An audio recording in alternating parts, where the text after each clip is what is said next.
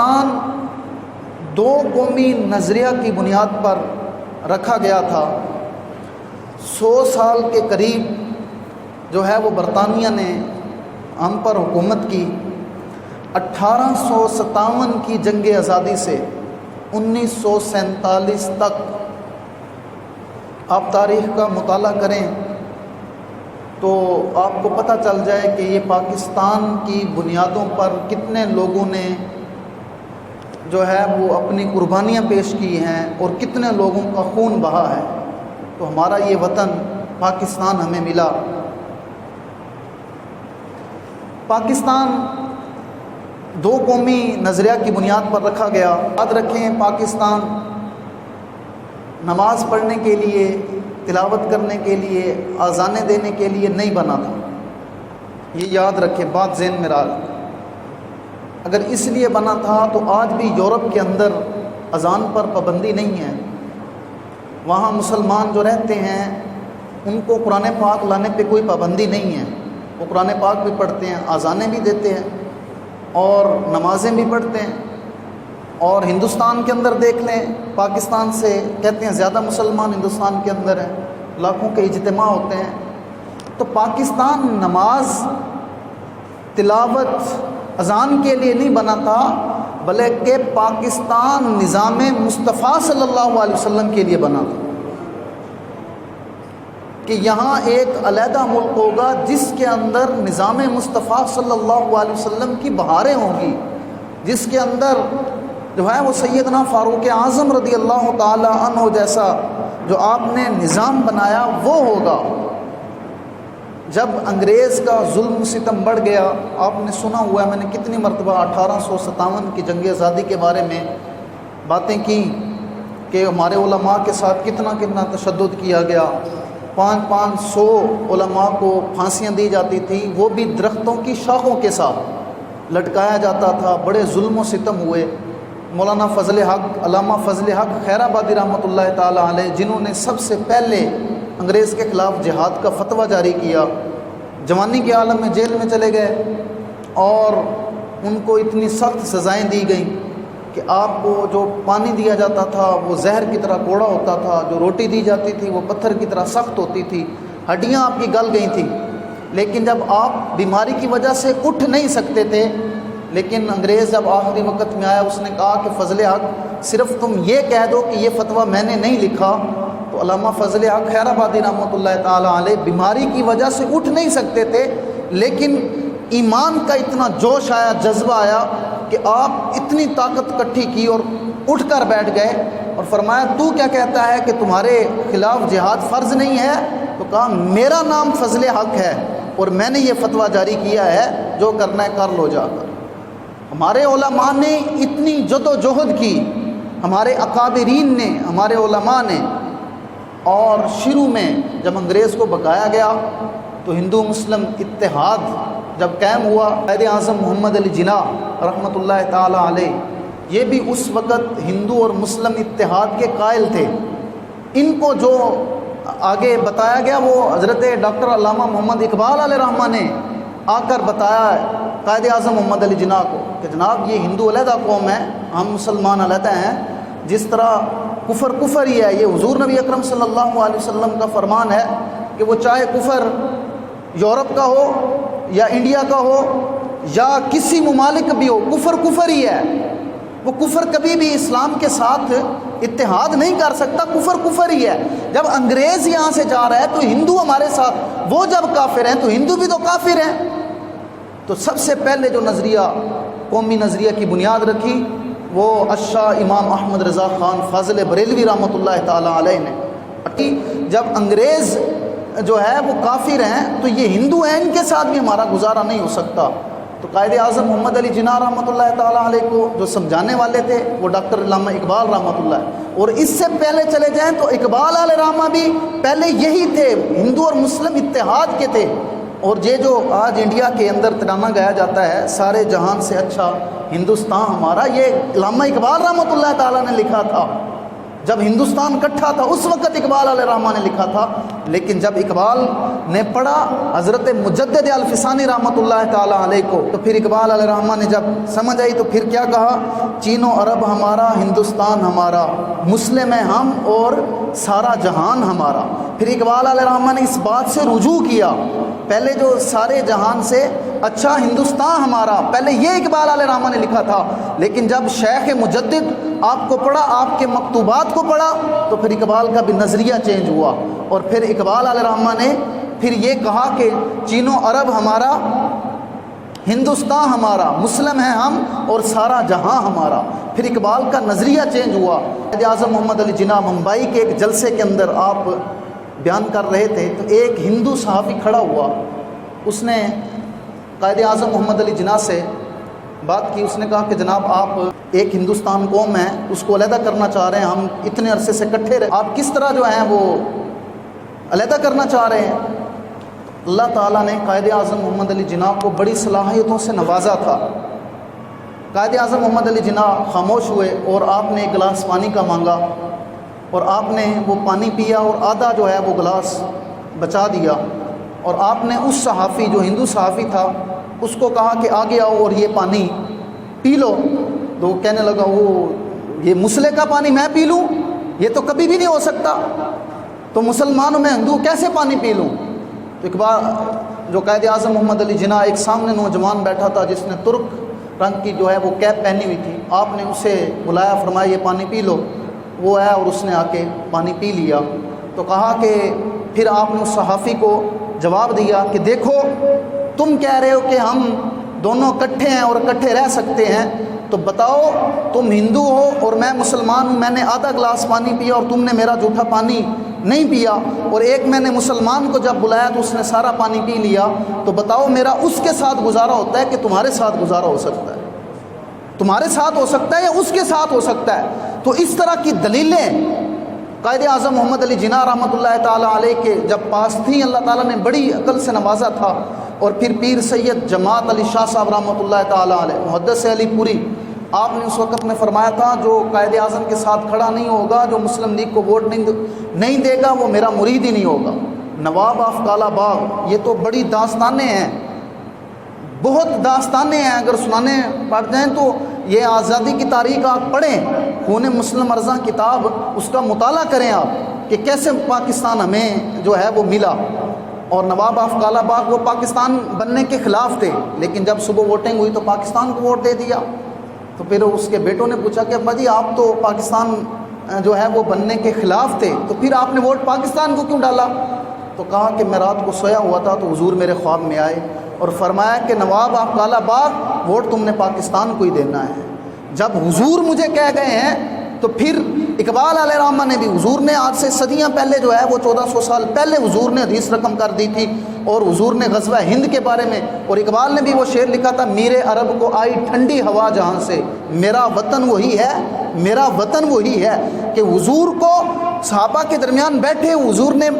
اپنا سینہ جو ہے وہ ہندوستان کی طرف کیا، اور حضور جو ہے وہ فرق محسوس کرنے لگے۔ حضور نے فرمایا مجھے اس طرف سے ٹھنڈی ہوا آتی ہے، مجھے خوشبوئیں آتی ہیں۔ اور 1965 کی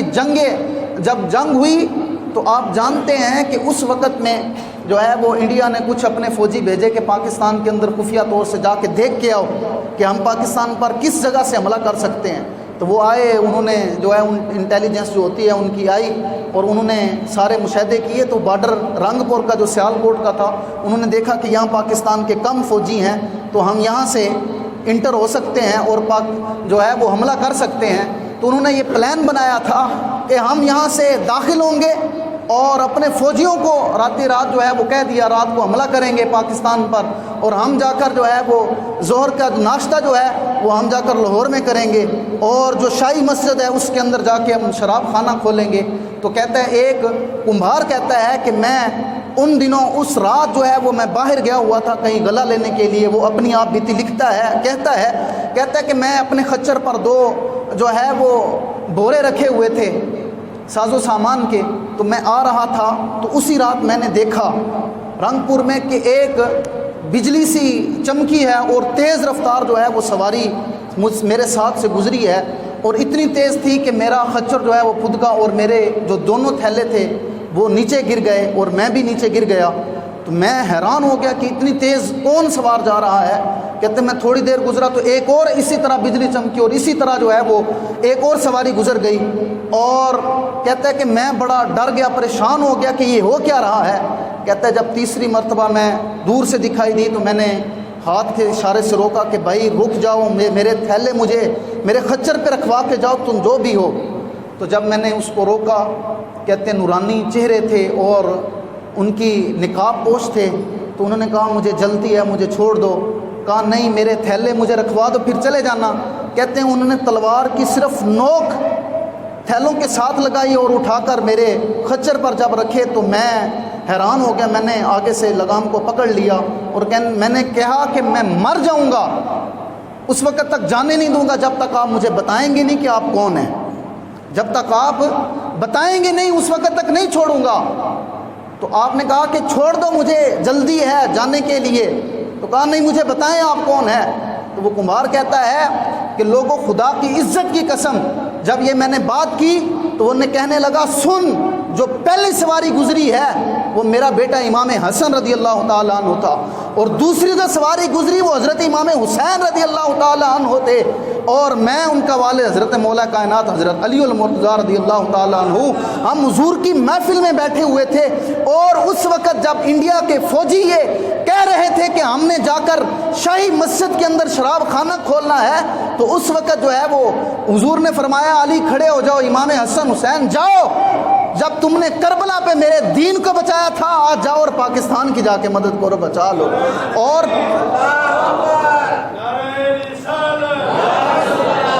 اور اس وقت میں صرف 30 سیکنڈ میں ہم نے 3 جہاز گرائے تھے، 30 سیکنڈ میں۔ تو ان سے پوچھو یہ کہاں سے طاقت آئی تھی؟ یہ طاقت ہماری مشینوں کی نہیں تھی، یہ طاقت جو بھی تھی وہ مدینے والے سے طاقت آ رہی تھی، وہاں سے طاقت آ رہی تھی۔ اور یہ پاکستان ہمیں ایسے نہیں مل گیا، ہم نے اس کی بنیادوں کو چھوڑ دیا۔ آج صبح سے لے کر شام تک پرچم کشائی ہو گئی، بڑے بڑے آئیں گے اوپر سے لے کر نیچے تک، جو سرکاری عہدے ہیں، جن کے پاس اپنے آپ کو بڑے بڑے ملک کے جو ہے وہ کہتے ہیں، اور آج کسی نے بھی یہ نعرہ نہیں لگایا ہوگا کہ پاکستان کا مطلب کیا، لا الہ الا اللہ، نظر کہیں سے بھی نہیں آیا ہوگا۔ ہم نے اپنے نظریات کو چھوڑ دیا، اور نظریے کو جب ہمیں چھوڑتی ہیں وہ تباہ و برباد ہو جاتی ہیں۔ ہم ان سے پوچھتے ہیں، اور ویسے بھی یہ جو لوگ ہوتے ہیں ناراض ہوں یا خوش ہوں آپ، یہ ہمارے حکمران جو ہیں ان کا ملک نہیں ہے، ملک ہمارا ہے۔ کس کا ملک ہے؟ بولے نا،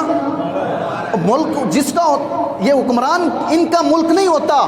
ان کو کیا، ان کے تو باہر جناب اتنے پلاٹ ان کے فلاں جگہ پہ اتنی جو ہے وہ لگائی ہوئی ہیں، اتنے گھر لیے ہوئے، اتنی نیشنلٹی لی ہوئی ہیں، یہ تو باہر چلے جاتے ہیں، حکمرانی صرف پاکستان میں کرتے ہیں، اور جن کا پاکستان ہے وہ بولتے نہیں، اور جن کا نہیں ہے وہ ہم پر حکمرانی کرتے ہیں، اور ان کو ہم سے کیا غرض ہے۔ لیکن صبح سے شام تک یہ تو کہا جاتا ہے کہ جناب پرچم کشائی ہو رہی ہے، اقبال علیہ رحمہ کے گارڈ آنر تبدیل ہو رہے ہیں، لیکن یہ بتایا نہیں جاتا کہ جناب ان کو بتائیں نا 1857 میں جب جنگ آزادی ہوئی تو ہمارے علماء کو، اکابرین کو، ہماری عوام کو کس طرح جو ہے وہ پھانسیوں کے اوپر لٹکایا گیا، اور 20 لاکھ لوگوں کی جو ہے وہ قربانیوں کا ثمر، 18 لاکھ لوگ شہید ہوئے پاکستان کی بنیادوں پر۔ آج ایک سلنسر کو توڑ دیتے ہیں نوجوان، اور ساری گلیوں میں جو ہے وہ باجے بجا بجا کر مناتے ہیں۔ کیا جشن آزادی کا یہی صلہ تھا؟ کیا ہماری ماؤں بہنوں نے اس لیے اپنی جانیں دی تھی؟ یہ بتاتے نا قوم کو، لیکن پرچم کشائی تو ہو جاتی ہے۔ بتاؤ نا ان کو، بہادر شاہ ظفر کو جب انگریزوں نے پکڑا تو کتنی گالیاں نکالی گالیاں، اور صبح جب ناشتے کا وقت ہوا تو بہادر شاہ ظفر رحمۃ اللہ تعالیٰ علیہ کے سامنے جو ناشتہ پیش کیا گیا، آپ کے پوتوں اور بیٹوں کے سر قلم کر کے دیے گئے۔ ایک جوان کہتا ہے جب ہم پاکستان کے لیے ہجرت کا وقت آیا اور ہم وہاں سے نکلے، اور ہمارا قافلہ تھا، 8 جو ہے وہ 15-20 لوگ تھے، اور ہم کماند کے اندر چھپ گئے، کیونکہ سکھ ہمارے اوپر جو ہے وہ مسلط ہو گئے تھے، اور بچوں کو اچھالتے تھے اور نیچے سے نیزہ کر دیتے تھے، اور ہمارے بچے شہید ہو جاتے تھے۔ وہ کہتے ہیں کہ جب ہم کماند کے اندر چھپے تو گرمی تھی، اور ایک چھوٹا بچہ جو ہے وہ ماں کا دودھ پیتا ہوا بچہ وہ روتا تھا، تو سارے لوگ جو ہیں اس بچے کی طرف دیتے تھے کہ یہ روتا ہے، یہ ہمیں پکڑوا دے گا۔ تو اس ماں نے اپنے دودھ پیتے ہوئے بچے کو اپنے ہاتھ سے جو ہے وہ گلا دبایا اور اپنے ہاتھ سے اس بچے کو مار دیا، کہیں اس کی آواز کی وجہ سے وہ ہمیں پکڑ نہ لے اور سارا قافلہ ہمیں نہ مارا جائے۔ اور پھر ایک اور آدمی داستان لکھتا ہے، کہتا ہے میں سارے میرے پیچھے آ گئے سکھ ہندو، تو میں سامنے ستلج تھا، دریا تھا، اگر میں پیچھے جاتا تو مجھے مارتے، اگر میں سامنے جاتا تو دریا تھا۔ کہتے ہیں میں نے ایک لکڑی کا سہارا لیا اور میں دریا کے اندر کود گیا کہ جتنی دیر میں لکڑی میرے ساتھ رہے گی میں نہیں ڈوبوں گا، بچ جاؤں گا۔ کہتا ہے جب میں نے اندر چھلانگ لگائی تو کیا دیکھا کہ اتنے زیادہ لوگ اس کے اندر تھے، تو میں نے کہا شاید یہ بھی اس کے لیے چھلانگ لگائی اور بچائی جان کے لیے، تو میں نے دیکھا تو وہ کوئی بھی ان میں سے زندہ نہیں تھا، ساری لاشیں آ رہی تھی ستلج کے اندر۔ اور جو وہاں سے امرتسر اور ہوشیارپور سے جو راستہ آتا تھا اس کے اندر کنویں کے اندر کوئی بھی ایسی جگہ نہیں تھی جس کے اندر ایک لاش بھی رکھنے کی جگہ ہوتی۔ 70,000 بیٹیوں کو